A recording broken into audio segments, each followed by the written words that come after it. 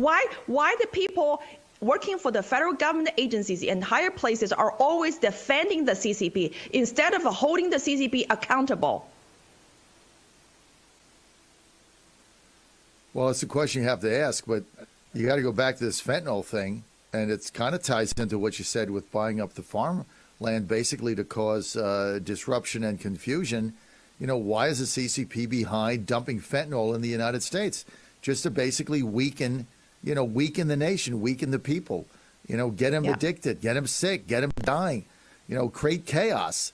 And the fact that the fact that this government, the fact that you're allowed to sell your farm to an enemy country, absolutely. It makes no sense. And I know that Trump has said if he comes in, he's going to institute eminent domain to get these back. I don't know, legally what that process is, but I think that it is the process has got to stop. I mean, if you own a farm and you're selling it, we're in a crisis situation, and you're turning half your food supply over to a foreign adversary. Like, who does that? Like, what possible rationale is that?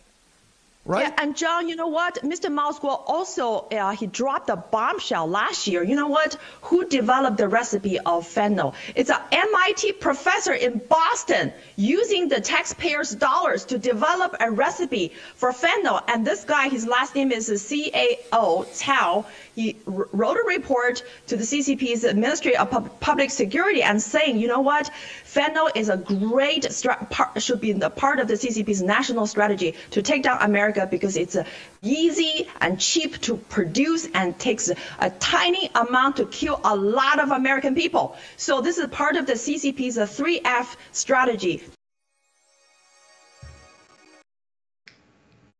Okay, so you have just watched a clip from outside the Beltway of the Real American Voice, in which Nicole, a fellow fighter of the new federal state of China, talking about the CCP weaponizing fentanyl against the United States. Welcome to another episode of the CCP Reality Check. So today we're going back to the series 2 on how the CCP infiltrate against the United States technological field. And this is the episode 5. And in this live stream, we are going to look into how does the fentanyl being weaponized, and how does the weaponization of the fentanyl connected to the 3F plan of the CCP against the United States. So as usual, before we move on, we would like to encourage you to leave questions or comments in the chat section, and I will try, if I have any time, to read them during and close to the end of the live stream. And with that, let's start today's main subject, which is the fentanyl, and how does the CCP weaponize it, and how does it connect it to the CCP's 3F plan against the United States. About the harms caused by the fentanyl, we have been looking into a lot of them, but we still managed to list it out a number of the side effects that could be caused by fentanyl. So fentanyl can cause stupor, changes in pupillary size, which is your pupil. It could cause cold and clammy skin. It could cause cyanosis. It can cause coma and respiratory failure, leading to death. And the presence of a triad of symptoms, such as coma, pinpoint pupils, and respiratory depression, and there are several other of them. So the death caused by fentanyl has been in a very high numbers. According to the DOJ website, fentanyl is the #1 cause of death for American adults aged from 18 years old to 49 years old. And according to the National Institute of Health, 70,601 people reported died from fentanyl overdose in 2021. So that is how many Americans died because of the fentanyl overdose. So since we talked about fentanyl at this time, so we have to take a look what is a fentanyl. So that question can be answered by these, that a fentanyl is actually a potent synthetic opioid drug that is being approved for use as an analgesic, which means pain relief, and anesthetic, which basically means it is used in medical fields. It is approximately 100 times more potent than morphine and 50 times more potent than heroin as an analgesic, according to the DEA's website. And DEA here means the Drug Enforcement Administration of the United States. It is just a kind of reminder that it is illegal to sell, to buy, to possess, or to use fentanyl unless it is prescribed in the United States. So now, up to this point, you may be wondering, so we know that fentanyl, these illegal fentanyls are manufactured in the Communist China, but where in Communist China are they factored? Well, recently, the DOJ ensued indictments revealed that fentanyl frontal drugs are mainly from 3 provinces and 1 city in Communist China. They are Hubei province, Hebei province, Anhui province, and a city in Anhui province called Hefei. And there are several companies involved in the same DOJ ensued indictments, and they are Hubei Armaville Biotech Company, Hefei GSK Trade Company Limited, Hebei Sinaloa Trading Company Limited, Anhui Rencheng Technology Company, and Anhui Mocha New Material Technology Company. They are all sued for selling frontal drugs for the production of the fentanyl. But the thing doesn't stop here, because we only introduced these companies being indicted because they produce the frontal drugs for fentanyl. But all we are going to introduce are the 2 of the 3 major firms that are involved in producing fentanyl in Communist China. These 2 are Sinopharm, one of the manufacturers of the COVID-19 vaccines, just a side note, and Humanwell Pharmaceutical, which is the largest producer of fentanyl in Communist China. And there's another important side note, that a factory in Nanjing that was a bioweapon testing facility in the past is being used to produce fentanyl.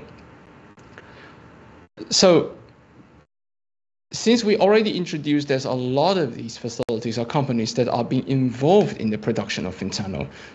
So I think you will start wondering, if the problem today is so big, so when did the CCP's fentanyl start causing immense harm to the United States? These harm are actually not very recent ones, but from the public available sources that these harms are actually caused and claiming a large number of lives. I mean, the time of the CCP's fentanyl weaponization that started claiming a huge number of lives is actually from 2013, and there's a sharp increase in synthetic opiate overdose, according to a witness report made by the Rand company in the Congress back in 2018. In there, it also mentioned that in 2014 and 2017, there was a sharp increase in the death of a synthetic opiate overdose.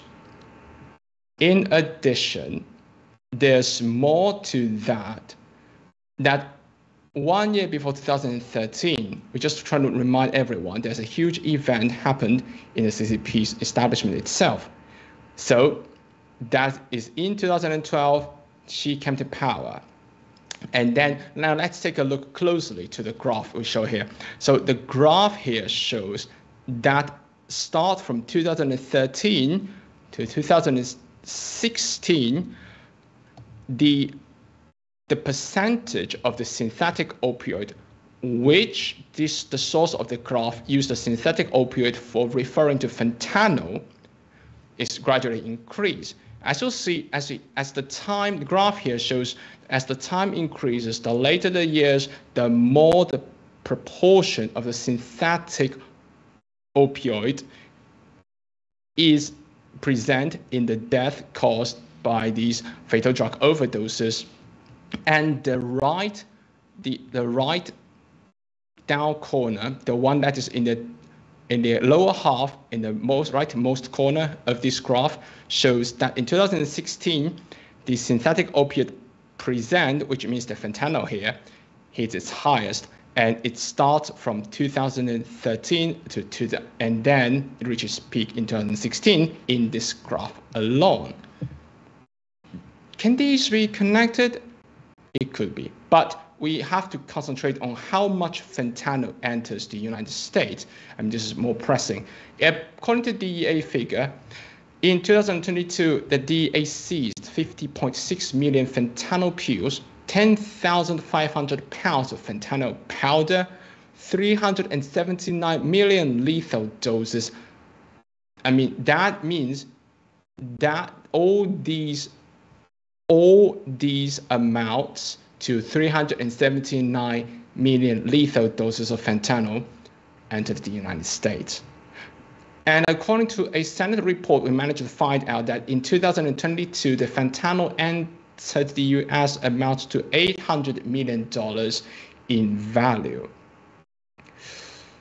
So I think at this point, people may start wondering, saying, we saw there's a huge number of fentanyl entering the United States, and it's indeed causing a lot of harm, and is indeed connected to the 3F plan, especially the CCP's evil plan at some point. But how did they enter this country? Well, according to the Department of Justice, the fentanyl entered the United States via international mailing services, shipping companies, and of course Mexican cartels receiving frontal materials for fentanyl manufacturing from the communist China. And also, according to Mr. Malscore's revelation, the fentanyl also entered into and distributed in the United States via clandestine logistical networks embedded by the CCP in the United States.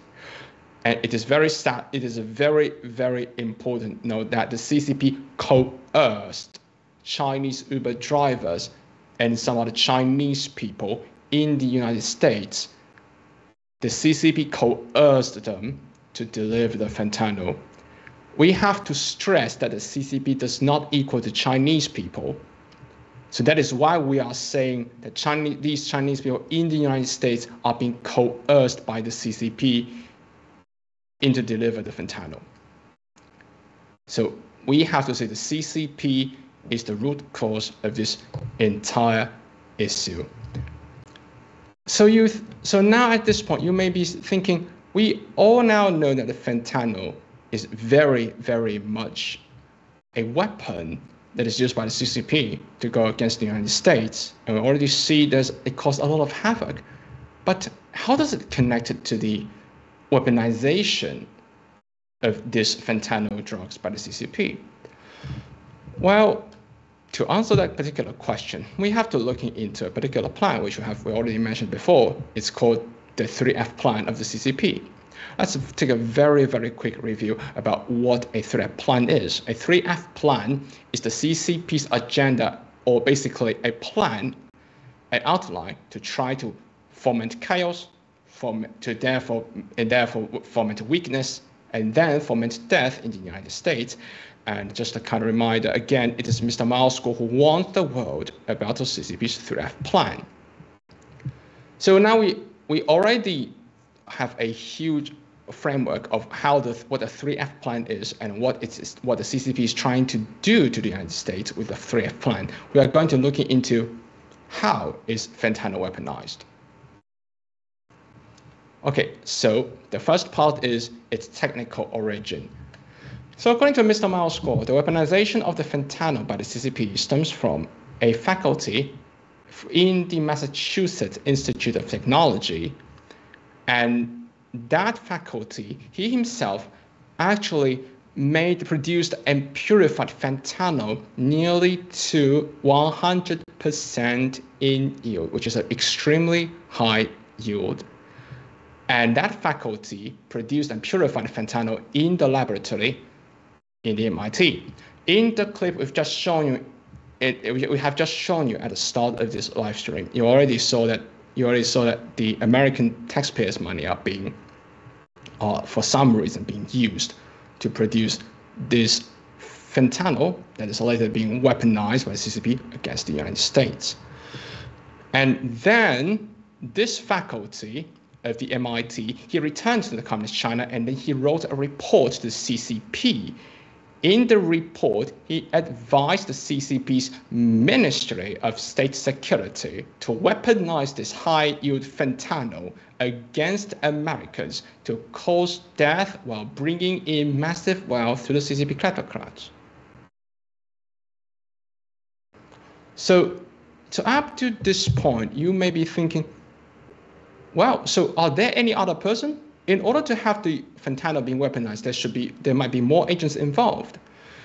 Yes, there are indeed more agents involved because Mr. Mouse also revealed that there's a certain person called Luming, and this Luming is the head of the company called Humanwell Pharmaceutical, which we have already mentioned before, is the largest producer of fentanyl in communist China.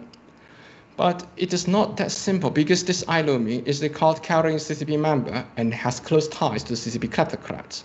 He is also the chairman of the Society of Entrepreneurs and Ecology and executive director of the Society of Entrepreneurs and Ecology. And more importantly, he controls 5% shares of the NBA team, Minnesota Timberwolves. That means the CCP agents have not only involved in this weaponization of fentanyl, but also infiltrated into the United States sports field. Just a very quick side note. And we also want to let people know that a lot of people may see this company as if it is a private company, but none of the large companies in communist China is truly independent, and none of them are truly privately owned. So you may also, some people may be asking, saying, but we have seen that there should be some policies about the fentanyl, even in communist China. There are internal policies on fentanyl by the CCP. So we've managed to collect some of them, and we present it here so that you can have a clear outline to see what is the fentanyl policies in communist China. So in fentanyl policies in communist China, it involves classification, production, mailing and possession, and of course how the criminal law is lining out its punishment. The classification is actually put into the supplementary list of controlled narcotic drugs, and its production in communist China is tightly regulated. Mailing and possessing fentanyl within communist China, I said again, within communist China, are illegal. And the criminal law in communist China, in Article 374, on punishment of crimes related to drugs ranked by severity, we actually help you to rank out the punishment by severity. It would be death penalty, sentenced to a jail time of over 7 years with monetary fines, sentenced to a jail time between 3 years and 7 years, sentenced to a jail time under 3 years. But at this point, people will be thinking, if that is the case, then why are there still fentanyl which are from the communist China coming into the United States even until now? With combination with all the facts we have just seen, with everything we have just saw, then the only thing we can find out is that the CCP intentionally targets the United States using fentanyl. So Mr. Mouse revealed in his broadcast or his live streams that there are huge amounts of fentanyl are being delivered into the US from communist China directly or indirectly. Combining with there's other public available sources indicates that the Senate, one of the sources publicly available from Senate says that the CCP refuses to address that the producers in communist China are the main part of the fentanyl problem. In addition, an August 2021 report released by the US-China Economic and Security Review Commission says that communist China's producers sought new ways to evade regulations.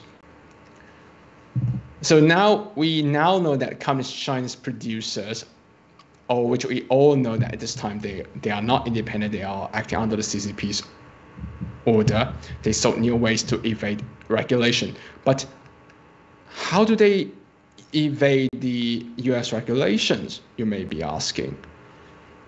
So there's a news article of the Epoch Times said that after the Stop Fentanyl Act passed, the CCP entities stopped sending fentanyls to the United States directly, but those CCP entities sent precursor chemicals, which means the materials for fentanyl synthesis. And that is, the CCP entities sent these materials for fentanyl synthesis to not to the United States anymore, but to the Mexico cartels. And the Mexico cartels manufactured these materials into fentanyl, and then these cartels are also being paid for by these CCP entities. So now it seems we all know how the fentanyl coming from Communist China is still coming into the United States, even after the Stop Fentanyl Act is passed. So we might have to ask ourselves, why is the illicit fentanyl from Communist China still available in very high lethal doses in the United States? So that has to lead us back to the 3F plan once again, which means the CCPs using fentanyl to foment chaos, to foment weakness, to foment death, which means the CCP is using fentanyl to foment chaos in the United States, using fentanyl side effects to weaken the American society as a whole, and the CCP is using fentanyl as an instrument to foment death in the United States. But this 3F plan, I just try to remind everyone again, it is Mr. Miles Gore who warned the United States about CCP's plan to destroy America back in 2017 and in the 6 years' time into 2023. So now we all know the CCP aims to use harm caused by fentanyl to propel its 3F plan in the United States. And this is not a secret anymore. This is open out in the open. And we would like to, at this point, we already seeing a lot of things this far. We'd like to have everyone review a huge outline on the already known means that the CCP's strategies to carry out its 3F plan. And these means including, but not limited to, bioweapons, the SARS-CoV-2, and the key components of the COVID vaccines. It includes the reconnaissance balloons. It includes the fentanyl, which we have already mentioned.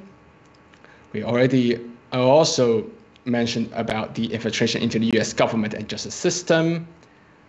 We mentioned about CCP stealing personal information and distributing propaganda. We also mentioned about CCP's utilization of Zoom, TikTok, and manipulation of ChatGPT database. We also mentioned that CCP stealing money from American pension funds. We mentioned that CCP stealing technology and using it against America. And the last but not least is the economic and financial warfare that the CCP waged against the United States. All these means, with its variety and with its different forms or different ways, the CCP is using them with combination of its 3F plan, trying to foment ultimately the death of the United States. So in the end, you may be asking, how are we going to solve these threats then? Well, to solve these threats posed by the CCP, we cannot push it to anyone, but we suggest that let Mr. Miles Gore testify about all these things before the Congress, because Mr. Miles Gore is not only the #1 enemy of the CCP regime, he also knows much in detail how the CCP operates and using all these means against the United States. Unfortunately, because we're already running out of time, I really don't have the time to read the questions and comments in the chat. So that is the end of today's live stream.